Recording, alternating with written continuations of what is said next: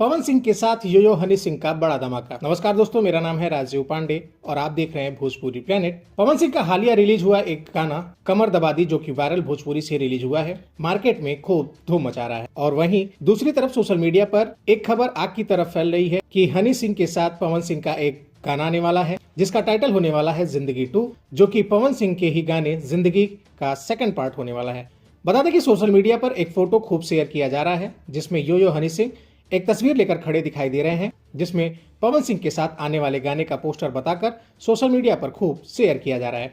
आप सभी को बता दें कि जो तस्वीर सोशल मीडिया पर वायरल हो रही है वो एक फेक तस्वीर है।